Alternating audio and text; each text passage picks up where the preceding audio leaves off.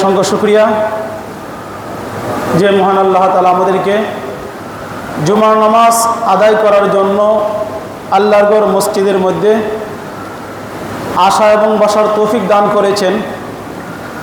সেজন্য মহান প্রভুর দরবারে একবারে কালিমাতু শুকর আদায় করি আলহামদুলিল্লাহ। আপনাদের সম্মুখে কালামে পাক থেকে সূরা হজের 27 নম্বর আয়াত তেলাওয়াত করেছি। রাসূল আকরাম সাল্লাল্লাহু আলাইহি সাল্লামের অসংখ্য হাদিস থেকে বুখারী শরীফের 1521 নম্বর হাদিস তেলাওয়াত করেছি। আলোচিত আয়াত এবং হাদিসকে সামনে রেখে সংক্ষিপ্ত পরিসরে হজের বাস্তব প্র্যাকটিক্যাল কিছু আমল সম্পর্কে কিছু আলোচনা করার ইচ্ছা পোষণ করেছি। ওমা তৌফিক ইল্লা বিল্লাহ। আপনাদের সম্মুখে কালামে পাক থেকে সূরা হজের 27 নম্বর আয়াত তেলাওয়াত করেছি। আয়াত আল্লাহ বলেছেন, ওয়াজ্জিন ফিন্নাসি বিল হাজ্জি আতুকা রিজালান ওয়া আলা কুল্লি দামিরিন ইয়াতিনা মিন কুল্লি ফাজ্জিন আমিক। ওয়াজ্জিন ফিন্নাস, আল্লাহ বলতেছেন, হে ইব্রাহিম, তুমি মানুষদের কাছে ঘোষণা করে দাও, মানুষদেরকে জানিয়ে দাও, বিল হাজ্জি, হজের কথা জানিয়ে দাও, ইয়াতুকা রিজালান ওয়া আলা কুল্লি দামিরিন, মানুষ যাতে পথ বোঝে, মানে পায়ে হেঁটে আসে। আগেকার জমানা মানুষে পায়ে হেঁটে হজ করত, জাহাজের মাধ্যমে হজ করত। এখন তো বিমানে আমরা চলে যাই, সময় বেশি লাগে না। পায়ে হেঁটে মাসের মাস, বছরে বছর লেগে যেত। এই জন্য আল্লাহ বলেছেন, ইয়াতুকা রিজালান ওয়া আলা কুল্লি দামিরিন, পায়ে হেঁটে মানুষ আসবে আল্লাহর ঘর জিয়ারত করার জন্য। দূর দূরান্ত পথ অতিক্রম করে আল্লাহর ঘরে যাবে মানুষ, আল্লাহর ঘরকে তওয়াফ করার জন্য। এবং দুর্বল উটের মধ্যে আরোহণ করে, আগেকার জমানা উটের মধ্যে আরোহণ করে, বিভিন্ন সওয়ারির মধ্যে আরোহণ করে এবং লঞ্চ জাহাজের মাধ্যমে পায়ে হেঁটে মানুষ হজ করত। সেটা আল্লাহ কোরআনে উল্লেখ করেছেন যে মানুষ পায়ে হেঁটে উটের উপরে আরোহণ করে দূর দূরান্ত থেকে আল্লাহর ঘরে আসবে, আল্লাহর ঘরকে তওয়াফ করার জন্য। হে ইব্রাহিম, তুমি মানুষের কাছে ঘোষণা করে দাও। ইব্রাহিম সাল্লাম বলেন, হে আল্লাহ, আমি ঘোষণা কিভাবে করব? মানুষে তো আমার আওয়াজ শুনতে পাবে না। আল্লাহ বলেন, তুমি জাবালে আবু কুবাইস নামক পাহাড়ে চলে যাও, সেখান থেকে তুমি ঘোষণা করো। ইব্রাহিম আলাইহিস সালাম বললেন, হে লোক সকল, এই আল্লাহর ঘর কমপ্লিট করা হয়েছে, আল্লাহর ঘরের উপর হজ করা তোমাদের জন্য ফরজ করা হয়েছে, তোমরা আল্লাহর ঘরে আসো হজ করার জন্য। আল্লাহ পাক রব্বুল আলামিন ইব্রাহিম আলাইহিস সালামের সে আওয়াজ, সে ধ্বনিকে বাতাসের মাধ্যমে প্রতিটি মানুষের কর্ণকুহরে পৌঁছে দিয়েছেন। সুবহানাল্লাহ। যারা আরবে আরোহা ছিল, রুহের জগতে যারা ছিল, তাদের কানে আল্লাহ সে শব্দটি পৌঁছে দিয়েছেন। যারা সে আওয়াজটি শুনতে পেয়েছে, তারা আল্লাহর ঘরে তারা যাবে এবং আল্লাহ তাদেরকে কবুল করেছেন হজ করার জন্য, আল্লাহর ঘরে যাওয়ার জন্য। এ হজ হাদিসের মধ্যে উল্লেখ রয়েছে, নবী করিম সাল্লাল্লাহু আলাইহি ওয়াসাল্লাম বলেছেন, আল ইসলামু ইয়াহদিমু মা কানা ক্বাবলাহু, মুসলমান হওয়ার পরে আগে যত গুনাহ করেছে আল্লাহ তার গুনাহ খাতা মাফ করে দেন। মুসলমান হওয়ার পরে একজন বিধর্মী ব্যক্তি যখন সে ইসলাম গ্রহণ করে, আগে সারা জীবন যাই করেছে আল্লাহ তার সমস্ত পাপ রাশি ক্ষমা করে দেন মুসলমান হওয়ার পরে।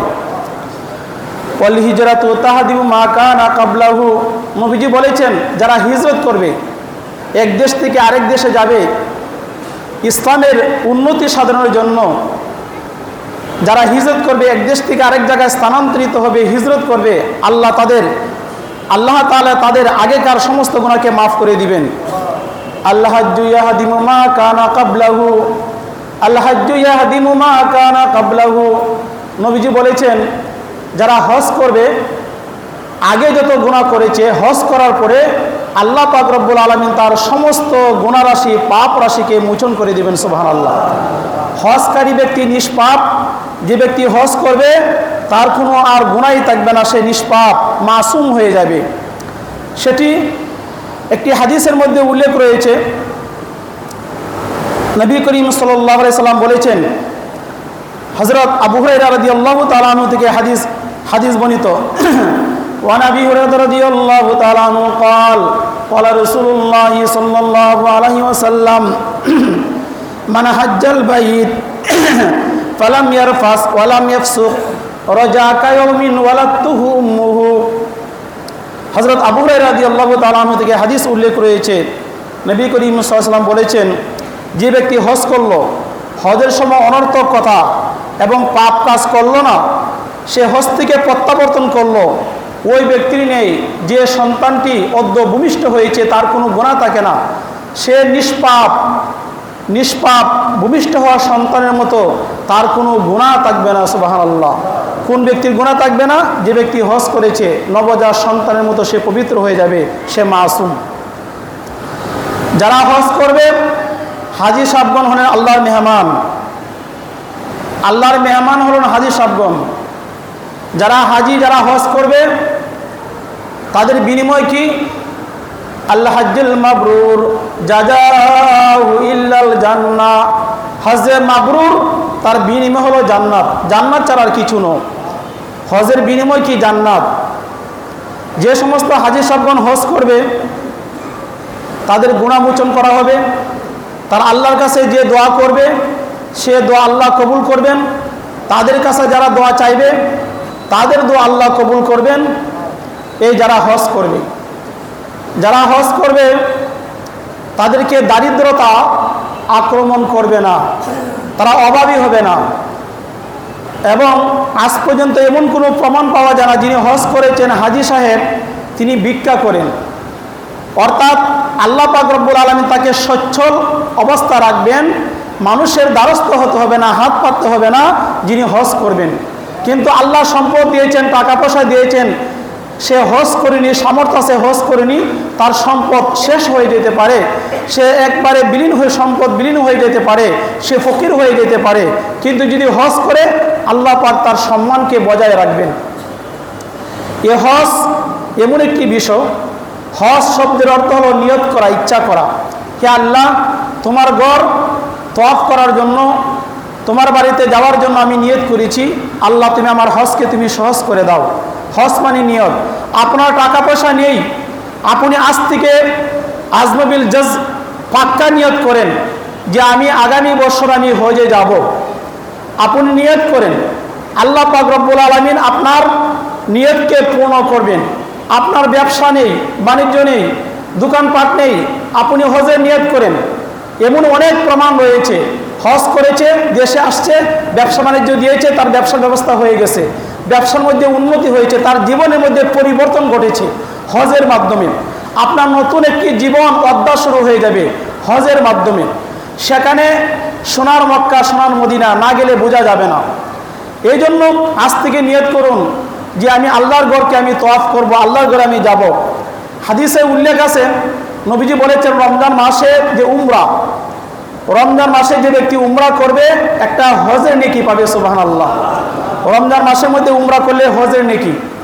আর উমরা যারা বড় হজ করতে পারেন নাই, যাদের টাকা পয়সা আর্থিক সমস্যা রয়েছে, উমরা করার নিয়ত করেন। উমরা করতে তো তেমন টাকা পয়সা লাগে না, উমরা নিয়ত করেন, তাহলে আল্লাহর ঘর আপনি জিয়ারত করতে পারবেন, তওয়াফ করতে পারবেন, সাফা মারা সাই করতে পারবেন, সব কিছু দেখে আসতে পারবেন। আল্লাহ আপনার মনের আশাকে পূর্ণ করবেন।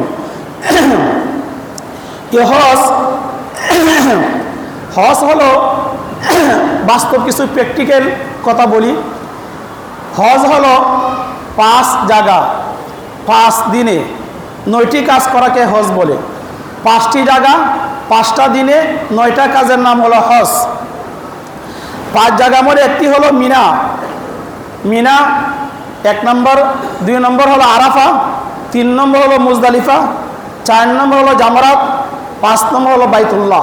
এই 5টি জায়গা এবং 5টা দিন। জিলহজ মাসের 8 তারিখ, 9 তারিখ, 10 তারিখ, 11 তারিখ, 12 তারিখ, এই হলো 5 দিন। অর্থাৎ 5 জায়গা 5 দিনে 9টা কাজ।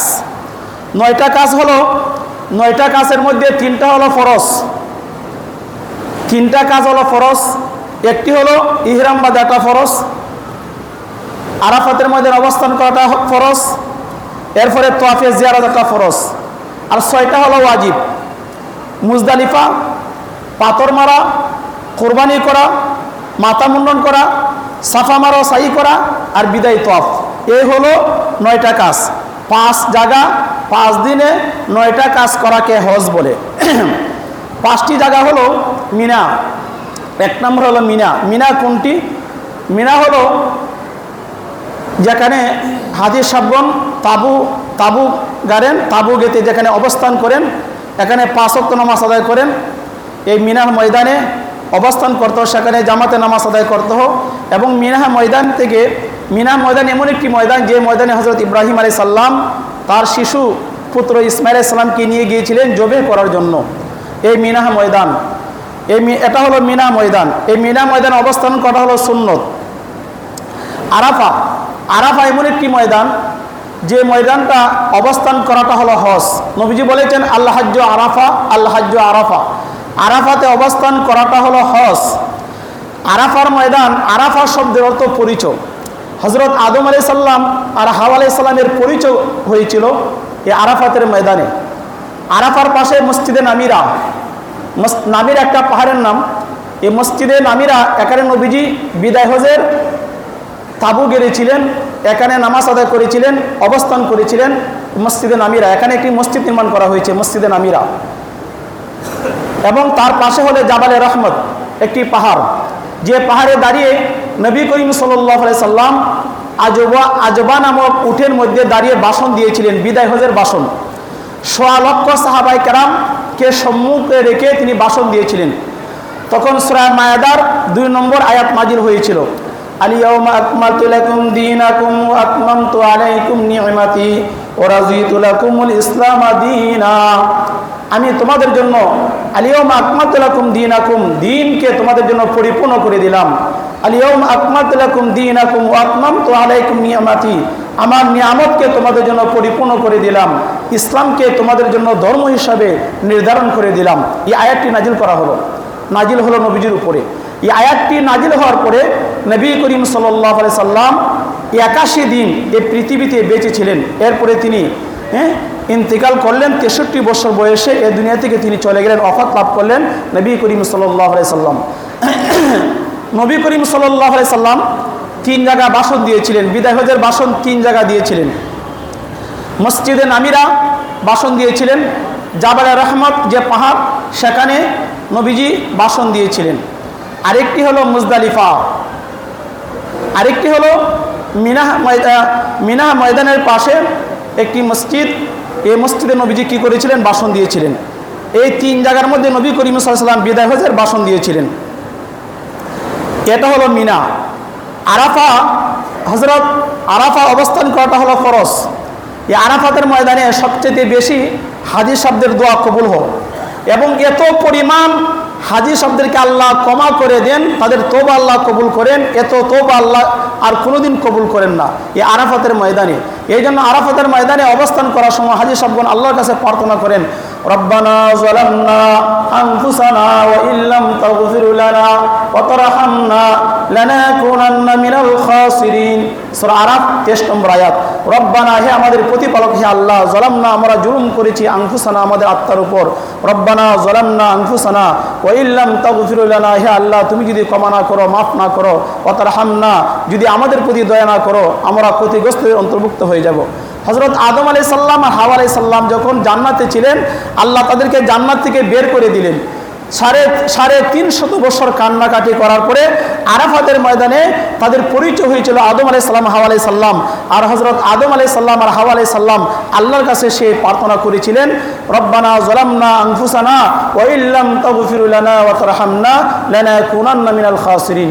আল্লাহ পাক রব্বুল আলামিন আদম আলাইহিস সালাম এবং হাওয়া আলাইহিস সালামের দোয়াকে কবুল করেছিলেন। এরপরে মুজদালিফা। মুজদালিফা কেন?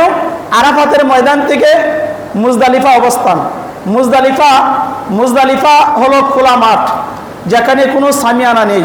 এই মুজদালিফা অবস্থান করাটা হলো ওয়াজিব। এই মুজদালিফা মাঠে হজরত আদম আলাইহিস সালাম আর হাওয়া আলাইহিস সালাম এখানে রাত্রি যাপন করেছিলেন, ঘুমিয়েছিলেন।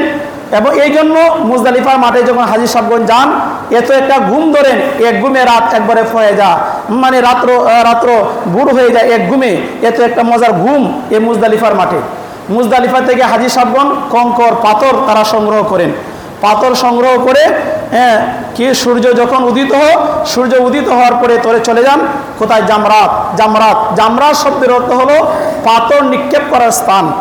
অর্থাৎ হজরত ইব্রাহিম আলাইহিস সালাম তার সন্তান ইসমাইল আলাইহিস সালামকে যখন জবে করার জন্য মিনাহ ময়দানে নিয়ে যাচ্ছিলেন, শয়তান ইব্রাহিম আলাইহিস সালামকে 3 বার গতিরোধ করেছিল, বাধা দিয়েছিল। কেন বাধা দিয়েছিল? যে যাতে ছেলেকে কোরবানি না করতে পারে। আল্লাহ পাক রব্বুল আলামিন এটাকে কবুল করেছেন। কবুল করে প্রত্যেক হাজী শব্দের জন্য আল্লাহ তাআলা এটাকে ওয়াজিব করে দিয়েছেন। হাজী শব্দ যখন হজে যাবে তারা শয়তানের উদ্দেশ্যে পাথর নিক্ষেপ করবে। জামরাতুল উকবা, জামরাতুল উস্তা, জামরাতুল সুগরা। বড় শয়তান, মেজু শয়তান, ছোট শয়তান। শয়তানের প্রতিকৃতি স্তম্ভ, যেখানে শয়তানকে ঘৃণা করে পাথর নিক্ষেপ করা হয়ে থাকে, এটাকে বলা হয় জামরাত, পাথর নিক্ষেপ করার জায়গা। এটা আল্লাহ তাআলা ওয়াজিব করে দিয়েছেন। 5 নম্বর হলো বাইতুল্লাহ।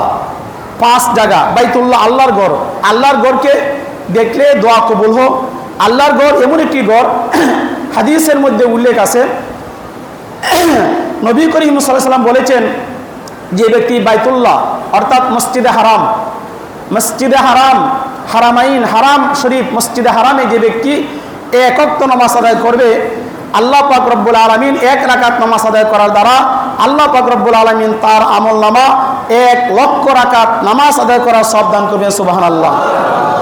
1 রাকাত নামাজ আদায় করলে 1 লক্ষ রাকাত নামাজ আদায় করার সওয়াব পাওয়া যায় কোথায়? বাইতুল্লাহ, আল্লাহর ঘরে, কাবা শরীফে।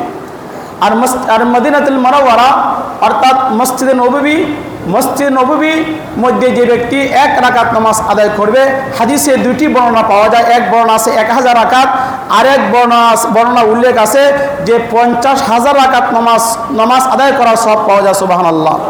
এটা হলো মসজিদে নববী, মদিনাতুল মুনাওয়ারা, মসজিদে নববী।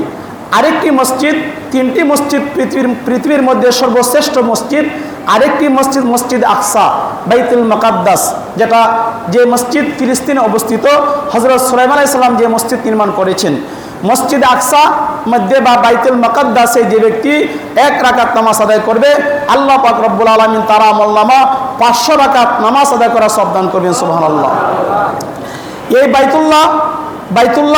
বাইতুল্লাহর মধ্যে যাওয়া 5 জায়গা: মিনা, 1 নম্বর মিনা, আরাফাতের ময়দান, 3 নম্বর মুজদালিফা, 5 নম্বর জামরাত, 4 নম্বর জামরাত, 5 নম্বর বাইতুল্লাহ। এই 5 জায়গা, এবং এই 5টি জায়গা এবং 5 দিনে, জিলহজ মাসের 8 তারিখ থেকে হজের কার্যক্রম শুরু হয়ে যায়। 8 তারিখ থেকে 8, 9, 10, 11, 12 এই 5 দিন হলো হজের মূল কার্যক্রম। এই হজের মূল কার্যক্রম শুরু হওয়ার আগে আপনার অনেক কাজ আছে, আপনি এই কাজগুলো করতে পারেন। মক্কাতুল মুকাররমা, সেখানে রয়েছে আপনার জান্নাতুল মুআল্লা, ঐতিহাসিক কবরস্থান, যেখানে নবী করিম সাল্লাল্লাহু আলাইহি ওয়াসাল্লাম তার স্ত্রী খাদিজাতুল কুবরা রাদিয়াল্লাহু তাআলা আনহাকে দাফন করা হয়েছে, এবং অনেক সাহাবীদের মাকবারা সেখানে রয়েছে। জান্নাতুল মুআল্লা, এটা মক্কা যেতে পারেন। এরপরে আপনার মসজিদে জিন আছে, জিয়ারত করার জন্য সেখানে যেতে পারেন। পাশে 2টি বড় বড় পর্বত পাহাড় আছে। একটি হলো গারে সুর, যেখানে হযরত আবু বকর সিদ্দিক রাদিয়াল্লাহু তাআলা আনহু এবং নবী করিম সাল্লাল্লাহু আলাইহি ওয়াসাল্লাম অবস্থান করেছিলেন 3 দিন। গারে সুর, কবুতর এসে আপনার বাসা বেঁধেছিল, ডিম পেড়েছিল, এবং মাকড়সা জাল বনেছিল। গারে সুর নবীজি আত্মগোপন করেছিলেন। ওই জায়গা হলো গারে সুর, সে পাহাড়ে উঠতে পারেন। পাশে আরেকটি পাহাড় আছে, যেটাকে বলা হয় গারে হেরা বা জাবালে নূর, যেখানে কোরআন নাজিলের পাহাড়, যে পাহাড়ে কোরআন নাজিল করা হয়েছিল। হযরত খাদিজাতুল কুবরা রাদিয়াল্লাহু তাআলা আনহা খাবার নিয়ে যেতেন, নবীজি সেখানে সাধনা করেছেন গারে হেরা, যেটাকে বলা জাবালে নূর, নূর পাহাড়, গারে হেরা। এখানে আপনি যেতে পারেন, এই মক্কাতুল মুকাররমে এই কাজগুলো করতে পারেন। এছাড়া আপনি নফল উমরাগুলো করতে পারেন। অর্থাৎ উমরা করার সিস্টেম হলো আপনি ইহরাম বাঁধবেন। ইহরাম বাঁধার পরে ইহরামের কাপড় হলো সাদা সাদা দুইটি কাপড়, একটি হলো লুঙ্গি আরেকটি হলো আপনার বুকে, দুইটি কাপড় ইহরামের কাপড় বেঁধে আপনি নিয়ত করেন। ইহরাম করার জন্য আপনি মক্কা থেকে যাইতে হবে মক্কার বাহিরে, অর্থাৎ মসজিদে তানিম। তানিম একটি জায়গা, এটাকে বলা হয় মসজিদ আয়েশা। মসজিদ আয়েশা হলো মক্কা শরীফ থেকে 6 কিলোমিটার দূরে। মক্কা শরীফ থেকে 6 কিলোমিটার দূরে অবস্থিত উত্তর দিকে এটা হলো মসজিদে আয়েশা বা তানিম। এখান থেকে আপনি উমরার জন্য নিয়ত করবেন, উমরার ইহরাম বাঁধবেন। কেন? নবী করিম সাল্লাল্লাহু আলাইহি ওয়াসাল্লামের স্ত্রী আম্মাজান আয়েশা সিদ্দিকা রাদিয়াল্লাহু তাআলা আনহা ওই তানিম থেকে ইহরামের নিয়ত বেঁধেছিলেন। এই জন্য এখানে একটি মসজিদ নির্মাণ করা হয়েছে, ওই মসজিদকে বলা মসজিদ আয়েশা। মক্কা থেকে উত্তরে 6 কিলোমিটার দূরে অবস্থিত। এখান থেকে আপনি উমরা নিয়ত করবেন, এরপরে আপনি মক্কা শরীফ আসবেন, আসার পরে এখানে তোয়াফ করবেন, অর্থাৎ হাজর আসওয়াদ থেকে তোয়াফ শুরু করবেন, আবার হাজর আসওয়াদ গিয়ে তোয়াফ শেষ। তোয়াফ করার সিস্টেম হলো আপনি হাজর আসওয়াদ থেকে যখন তোয়াফ শুরু করবেন 7টি চক্কর দিবেন। 7টি চক্কর দেওয়ার পরে আবার হাজর আসওয়াদ গিয়ে তোয়াফ শেষ হয়ে যাবে। এরপরে আপনি কি করবেন? 2 রাকাত নামাজ আদায় করবেন, ওয়াজিব নামাজ। আল্লাহ বলেছেন ওয়াত্তাখিযু মিন মাকাম ইব্রাহিমা মুসাল্লা, তোমরা যখন তোয়াফ শেষ করবে মাকাম ইব্রাহিমে গিয়ে 2 রাকাত নামাজ আদায় করবে। মাকাম ইব্রাহিম আলাইহিস সালামের পদচিহ্ন, পায়ের চিহ্ন, এর যেটা লিফটের মতো কাজ করত। আল্লাহ পাক রব্বুল আলামিন ফেরেশতাদের মাধ্যমে যখন ইব্রাহিম আলাইহিস সালাম ইসমাইল আলাইহিস সালাম আল্লাহর ঘর নির্মাণ করতেছিলেন, তখন ফেরেশতারা এই পাথরটি বেহেশত থেকে বহন করে নিয়ে আসছেন, ইব্রাহিম আলাইহিস সালামের পায়ের নিচে রেখে দিয়েছেন। ওই পাথরটি আস্তে আস্তে বড় হতো, লিফটের মতো বড় হতো, আবার যখন কাজ শেষ হয়ে যেত আবার নিচু হইতো এই পাথরটি। এবং আল্লাহর কাছে ওই পাথরটি আবেদন করে, হে আল্লাহ আমাকে নরম করে দাও। এবং আল্লাহ তার আরজকে কবুল করলেন, দোয়া কবুল করে আল্লাহ ওই পাথরটিকে নরম করে দিলেন। এই নরম করার কারণে ইব্রাহিম আলাইহিস সালামের পায়ের চিহ্ন ওই পাথরের মধ্যে রয়েছে। এটা আল্লাহর কুদরত। পাথরটি নরম হয়ে গেছে, পায়ের চিহ্ন ইব্রাহিম আলাইহিস সালামের রয়েছে, ইব্রাহিম আলাইহিস সালামের পদচিহ্ন, যেটা কাবা শরীফের পাশে স্বর্ণের গ্লাসে যেটা রক্ষিত রয়েছে, এটাকে বলা মাকাম ইব্রাহিম। ওয়াত্তাখিযু মিন মাকাম ইব্রাহিমা মুসাল্লা। মাকাম ইব্রাহিমে গিয়ে 2 রাকাত নামাজ আদায় করবেন বা কাবা শরীফের আশেপাশে 2 রাকাত নামাজ আদায় করার পরে জমজমের পানি পান করবেন। জমজমের পানি এই পৃথিবীর মধ্যে শ্রেষ্ঠ পানীয়, এর চাইতে সুস্বাদু পানি আর পৃথিবীতে নেই। আপনি যে নিয়ত করে খাবেন আল্লাহ আপনার নিয়তকে পূর্ণ করবেন। জমজমের পানি পান করলে আপনার ক্ষুধা নিবারণ হবে এবং পিপাসাও নিবারণ হবে। জমজমের পানি, ঠান্ডা পানি আছে, নর্মাল পানি আছে, আপনি যে পানি ইচ্ছা আবে জমজম মায়ে জমজম ওয়াটার আপনি পান করতে পারবেন। এটা আল্লাহর নিয়ামত। জমজম পানি আল্লাহর কুদরতি পানি, জমজম পানি। যারা যাচ্ছে, যারা সে পানি যারা বক্ষণ করছে, পান করছে, তারাই বুঝতে পারে যে পানি কত সুস্বাদু এবং শ্রেষ্ঠ পানীয় এই জমজমের পানি। জমজমের পানি পান করার পরে আপনার কাজ হলো কি? সাফা মারওয়া সাই করা। হযরত ইব্রাহিম আলাইহিস সালামের স্ত্রী হাজরা আলাইহিস সালাম তার শিশুপুত্রের জীবন রক্ষার জন্য 7টি দৌড় দিয়েছিলেন। এই দৌড়াদৌড়িকে আল্লাহ তাআলা কবুল করেছেন। প্রত্যেকটি হাজী সাহেবের জন্য আল্লাহ তাআলা সেটাকে ওয়াজিব করে দিয়েছেন। হযরত হাজরা আলাইহিস সালামের সেই স্মৃতিকে, সুন্নতকে জিয়ে রাখার জন্য আল্লাহ তা ওয়াজিব করে দিয়েছেন। হাজী সাহেবগণ কি করবে? তারা সাফা এবং মারওয়া তারা সাই করবে, 7টা দৌড় দিবে। এটা কি ওয়াজিব করে দিয়েছেন? সাফা মারওয়া, ইন্নাস সাফা ওয়াল মারওয়াতা মিন শাআইরিল্লাহ। এটা আল্লাহর নির্দেশন, সাফা মারওয়া সাই করা। এরপরে সাফা মারওয়া সাই করবেন, এরপরে আপনার মাথাকে হলক করবেন, মাথা মুন্ডন করবেন, আপনার তাওয়াফের কাজ শেষ হয়ে যাবে। মোটামুটি মক্কাতুল মুকাররমা এই কাজ আপনার শেষ হয়ে গেল। মক্কাতুল মুকাররমা আপনার যখন সে কাজ শেষ হয়ে যাবে, তখন আপনার ফালা হলো মদিনা যাওয়া, মদিনাতুল মুনাওয়ারা, সেখানে যাওয়া। তখন মুআল্লিমগণ যারা আছেন আপনাকে মদিনা নিয়ে যাবেন। মদিনা শরীফে যখন আপনি যাবেন, তাওয়াফে জিয়ারত, অর্থাৎ তাওয়াফে জিয়ারত যেটা করার পরে আপনি মদিনা চলে যাবেন। মদিনা এমন একটি জায়গা, নবীজি বলেছেন মান যারা কবরি ওয়াজাবাত লাহু শাফাআতি। নবী করিম সাল্লাল্লাহু আলাইহি ওয়াসাল্লাম বলেছেন, যে ব্যক্তি আমার কবর জিয়ারত করবে তার জন্য আমার শাফাআত, আমার সুপারিশ ওয়াজিব হয়ে যাবে। সুবহানাল্লাহ। নবীজির সুপারিশ যদি নবীজির সুপারিশ ওয়াজিব হয়ে যাবে নবীজির কবর জিয়ারত করলে, নবীজির রওজা শরীফ জিয়ারত করলে। রওজা শরীফ জিয়ারত করবেন কিভাবে? সেখানে আপনার রোজা রয়েছে। নবী করিম সাল্লাল্লাহু আলাইহি সাল্লাম, হযরত আবু বকর সিদ্দিক রাদিয়াল্লাহু তাআলা আনহু এবং হযরত ওমর ফারুক রাদিয়াল্লাহু তাআলা আনহু প্রথমে নবীজিকে সালাম দিবেন, বাবু সালাম দরজা দিয়ে প্রবেশ করবেন এবং নবীজিকে সালাম দিবেন। আসসালাতু ওয়াসসালামু আলাইকা ইয়া রাসূলুল্লাহ, আসসালাতু ওয়াসসালামু আলাইকা ইয়া হাবিবাল্লাহ, আসসালাতু ওয়াসসালামু আলাইকা ইয়া সাইয়্যিদুল মুরসালিন, আসসালাতু ওয়াসসালামু আলাইকা ইয়া রাহমাতাল লিল আলামিন, আসসালাতু ওয়াসসালামু আলাইকা ইয়া খাতামুল মুরসালিন। এভাবে নবীজিকে সালাম দিবেন। আসসালাতু ওয়াসসালামু আলাইকা ইয়া রাসূলুল্লাহ, আমার সালাম এবং আমার সালাম বর্ষিত হোক মুহাম্মদ নবী রাসূল সাল্লাল্লাহু আলাইহি ওয়াসাল্লামের উপরে। এখানে এই যে আপনি সালাম দিবেন, যদি সালাম দেন আসসালামু আলাইকুম ইয়া রাসূলুল্লাহ, তাহলে এ হক আদায় হবে না। কেন? আল্লাহ কোরআনে বলেছেন সূরা আহজাবের 56 নম্বর আয়াতের মধ্যে, ইন্নাল্লাহা ওয়া মালাইকাতাহু ইউসাল্লুনা আলান নবী ইয়া আইয়ুহাল্লাযীনা আমানু সাল্লু আলাইহি ওয়া সাল্লিমু তাসলিমা। নিশ্চয় আল্লাহ এবং তার ফেরেশতারা দুরূদ পড়েন কার উপরে? নবীর উপরে। আল্লাহও দুরূদ পড়েন, নবী আল্লাহও দুরূদ পড়েন, ফেরেশতারাও দুরূদ পড়েন। এই ঈমানদারগণ, ইয়া আইয়ুহাল্লাযীনা আমানু সাল্লু আলাইহি ওয়া সাল্লিমু তাসলিমা, হে ঈমানদারগণ তোমরাও নবীর উপরে দুরূদ পড়ো। আল্লাহ পড়েন, ফেরেশতারা পড়েন, তোমরাও পড়ো। এখানে আল্লাহ তাআলা দুইটা কথা উল্লেখ করেছেন, সালাত এবং সালাম। একটি হলো সালাত মানে নবীর উপরে দুরূদ পড়া, আরেকটি হলো নবীজিকে সালাম দেওয়া। আসসালাতু ওয়াসসালামু আলাইকা ইয়া রাসূলুল্লাহ বলে যদি সালাম দেন, নবীর উপরে দুরূদ পড়া হবে এবং নবীজিকে সালাম দেওয়া হবে। এভাবে আপনি নবীজিকে সালাম দিবেন, আসসালাতু ওয়াসসালামু আলাইকা ইয়া রাসূলুল্লাহ, আসসালাতু ওয়াসসালামু আলাইকা ইয়া ইয়া ইয়া ইয়া সাইয়্যিদুল মুরসালিন, আসসালাতু ওয়াসসালামু আলাইকা ইয়া হাবিবাল্লাহ, আসসালাতু ওয়াসসালামু আলাইকা ইয়া রাহমাতাল লিল আলামিন, আসসালাতু ওয়াসসালামু আলাইকা ইয়া খাতামুন নবীন। নবীজিকে সালাম দেওয়ার পরে সালাম দিবেন কাকে? হযরত আবু বকর সিদ্দিক রাদিয়াল্লাহু তাআলা। কিভাবে দিবেন? আসসালামু আলাইকুম, আসসালামু আলাইকুম ইয়া খলিফাতুল মুসলিমিন আবু বকর সিদ্দিক রাদিয়াল্লাহু তাআলা আনহু, আসসালামু আলাইকুম ইয়া আমিরুল মুমিনিন উমর ইবনে খাত্তাব রাদিয়াল্লাহু তাআলা আনহু। এভাবে নবী করিম সাল্লাল্লাহু আলাইহি সাল্লাম আবু বকর সিদ্দিক রাদিয়াল্লাহু তাআলা আনহু, উমর রাদিয়াল্লাহু তাআলা আনহুকে সালাম দিবেন। আরেকটি জায়গা খালি আছে, এখানে ঈসা আলাইহিস সালামকে দাফন করা হবে কিয়ামতের পূর্বে। তিনি চতুর্থ আসমানে আছেন, কিয়ামতের পূর্বে পৃথিবীতে আসবেন, এরপর তাকে দাফন করা হবে। হ্যাঁ, হযরত উমর ফারুক রাদিয়াল্লাহু তাআলার পাশে ওই জায়গাটি খালি আছে। এভাবে সালাম দিবেন। সালাম দেওয়ার পরে আপনার যে কাজ সেখানে হলো, পাশে হলো জান্নাতুল বাকি। জান্নাতুল বাকি বিশাল কবরস্থান, গুরুস্থান, যেটাকে বলা হয় বাকুল কারকাত, হাদিসে বলা হচ্ছে বাকুল কারকাত। জান্নাতুল বাকি, সেখানে 10,000 সাহাবীর মাকবারা রয়েছে। আপনি সেখানে যাবেন, জান্নাতুল বাকিকে কবর জিয়ারত করবেন।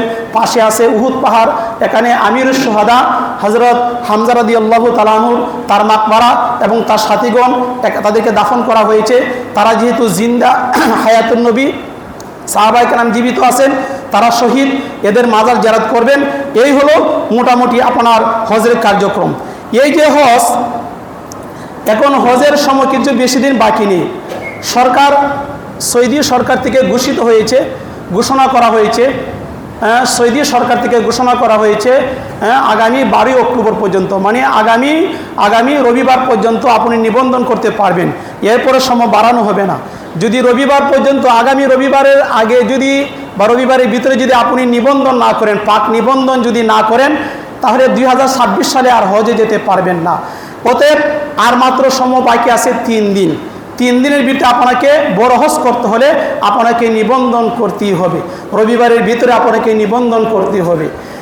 এই নিবন্ধন করার জন্য আপনার প্রথম একটা পাসপোর্ট লাগবে, পাসপোর্ট এবং পাসপোর্টের ফটোকপি লাগবে এবং ভোটার আইডি কার্ডের ফটোকপি লাগবে এবং সঙ্গে 30,000 টাকা লাগবে নিবন্ধন করার জন্য।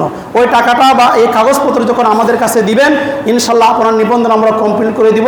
হাক্কানি আঞ্জুমান থেকে হজ কাফেলা আছে, ইনশাল্লাহ আগামীতে 2026 সালে হাক্কানি আঞ্জুমান হজ কাফেলা তারা যাবে এবং এখানে স্বল্প টাকার প্যাকেজে মক্কা মদিনার কাছে রাখার চেষ্টা আমরা করব এই হাক্কানি আঞ্জুমান হজ কাফেলার মাধ্যমে।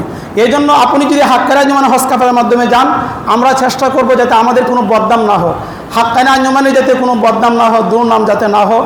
এভাবে হাজী সাহেবদের সম্মান যা করার সেটা ইনশাল্লাহ আমরা করার চেষ্টা করব। এবং এই হজ এবং উমরার জন্য হাক্কানি আঞ্জুমানতে হজ কাফেলা বুকিং চলছে। আমাদের কাছে অনেক লিফলেট আছে, যারা যেতে চান এই যে কাগজ লিফলেটগুলো আপনারা নিয়ে যাবেন। এখানে কি কি বৈশিষ্ট্য, আমরা কি কি সেবা দিতে পারবো এবং আপনি কাদের সঙ্গে যোগাযোগ করবেন, এখানে সব কিছু বিস্তারিত উল্লেখ করা হয়েছে। এবং হজে যাওয়ার আগে একটা ট্রেনিংয়ের ব্যবস্থা করা হবে। ট্রেনিং হাজি সাহেবদেরকে ট্রেনিং দেওয়া হবে যে কীভাবে সে হজটা ভালোভাবে সে আদায় করতে পারে। এই জন্য আমাদের উচিত হলো সর্বপ্রথম যে উচিত সেটা হলো তালবিয়াটা মুখস্থ করা। লাব্বাইক আল্লাহুম্মা লাব্বাইক লাব্বাইক লা শারীকা লাকা লাব্বাইক ইন্নাল হামদা ওয়ান নি'মাতা লাকা ওয়াল মুলক লা শারীকা লাক।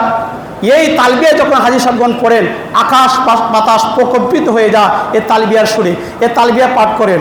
আপনার টাকা আছে, একসময় টাকা নাও থাকতে পারে, সময়তে সুযোগ আপনি হারাবেন না। এখন থেকে পাক্কা নিয়ত করুন, আমি ইনশাল্লাহ হজ করব। যদি আপনি বড় হজ তা করতে পারেন, আপনার টাকার ব্যবস্থা নেই, আপনি একটু ছোটো হজ করতে পারেন, উমরা করতে পারেন। উমরা করতে আর কত টাকা লাগে? আমাদের এই মসজিদে অনেক এমন হাজি সাহেব আছেন যারা একবার নয়, দুইবার নয়, অসংখ্যবার অর্থাৎ 26 বার আল্লাহর ঘরে গিয়েছেন। এমন হাজি সাহেবগণ আছেন যার কথা আপনাদেরকে উৎসাহ উদ্দীপনা দেওয়ার জন্য বলছি। হাজি বাচ্চু সাহেব একবার দুইবার নয়, 21 বার উমরা করেছেন, 21 বার উমরা করেছেন, 5 বার বড় হজ করেছেন। প্রত্যেক রমজান মাসের মধ্যে উমরা করার জন্য যান। এটা কেন বলছি? এই জন্য বলছি, আগ্রহী হওয়ার জন্য। আপনি যদি প্রত্যেক রমজানে হজে যান, হাদিসে উল্লেখ উমরা করতে যান, হাদিসে উল্লেখ রয়েছে, নবীজি বলেছেন রমজান মাসের মধ্যে উমরা করলে একটা হজের সব পাওয়া যায়, সুবহানাল্লাহ। আর রমজান মাসে টাকা পয়সা একটু বেশি লাগে, খরচও বেশি, কষ্টও বেশি। রমজান মাস ছাড়াও যদি যান তাহলে আপনি সে আল্লাহ হাদিসে যেটা বলা হচ্ছে, যে ব্যক্তির উপরে হজ ফরজ করা হলো, সামর্থ্য আছে অথচ সে হজ করলো না, সে ইহুদি হয়ে মারা যাক, নাসারা হয়ে মারা যাক, খ্রিস্টান হয়ে মারা যাক, তাতে আমার কোনো আসে যায় না। নবীজি বলেছেন তাতে আমার কোনো আসে যায় না। এই জন্য সে যার উপরে হজ ফরজ, অবশ্যই হজ করতে হবে, এটা ফরজ। নামাজ পড়া ফরজ, হজ করাটাও ফরজ। সামর্থ্যবান ব্যক্তিদের জন্য, সচ্ছল ব্যক্তিদের জন্য, যারা আল্লাহর ঘর যাইতে পারে, আসা যাওয়ার খরচ, ফ্যামিলির খরচ বহন করতে পারবে, ওই ব্যক্তির উপরে হজ ফরজ। এই জন্য আজ থেকে নিয়ত করুন যে আপনার ব্যবসা বাণিজ্য ভালো না, টাকা পয়সার ব্যবস্থা নেই, নিয়ত করেন। হাদিসে উল্লেখ রয়েছে ইন্নামাল আমালু বিন্নিয়াত, সমস্ত কাজ নিয়তের উপর নির্ভরশীল। আপনি নিয়ত করেন, আল্লাহ ব্যবস্থা করে দিবেন। কিভাবে ব্যবস্থা করবেন সেটা আল্লাহই জানেন।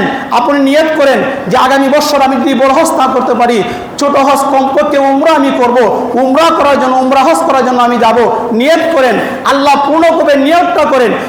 এর পাকে যদি নিয়ত করার পরে যদি আপনি মারা যান, হজের সব পাবেন, উমরা সব আপনি পেয়ে যাবেন। নিয়তটা করেন। অতএব মেহরবানি করে আপনাদেরকে অনুরোধ করে বলছি যে হজের সময় আর মাত্র 3 দিন বাকি আছে হজ নিবন্ধনের, বড় হজের জন্য। 3 দিনের ভিত্তিতে আপনারা বড় হজ করার জন্য নিবন্ধন করবেন, নিবন্ধন কমপ্লিট করবেন। আর উমরার জন্য যে কোনো সময় উমরা আপনি করতে পারবেন। উমরার জন্য তো কোনো সময়সীমা নাই, যে সময় উমরা আপনি করতে পারবেন। আল্লাহ পাক রব্বুল আলামিন আমাদের সকলকে কাফনের কাপড় পরার আগে ইহরামের কাপড় পরার তৌফিক দান করুক, সবাই বলেন আমিন। আল্লাহ তাআলা আমাদেরকে হজরে মাবরুর দান করুক, সবাই বলেন আমিন। আল্লাহ তাআলা আমাদেরকে হজ্জে বাইতুল্লাহ নসিব করুক, সবাই বলেন আমিন। আল্লাহ তাআলা আমাদেরকে হজ্জে জিয়ারতে মদিনা আমাদেরকে নসিব করুক, সবাই বলেন আমিন। আল্লাহ তাআলা আমাদেরকে জিয়ারতে রাসূলুল্লাহর দরবারে দাঁড়িয়ে, রাসূলুল্লাহর রওজা শরীফে দাঁড়িয়ে আসসালাতু ওয়াসসালামু আলাইকা ইয়া রাসূলুল্লাহ বলে নবীজিকে সালাম জানানোর তৌফিক দান করুক, সবাই বলেন আমিন।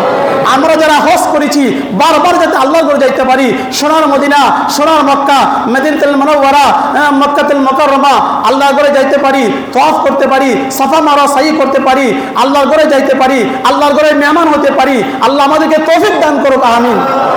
ওয়া আখিরু দাওয়ানা আলহামদুলিল্লাহি রাব্বিল আলামিন। যারা সুন্নাত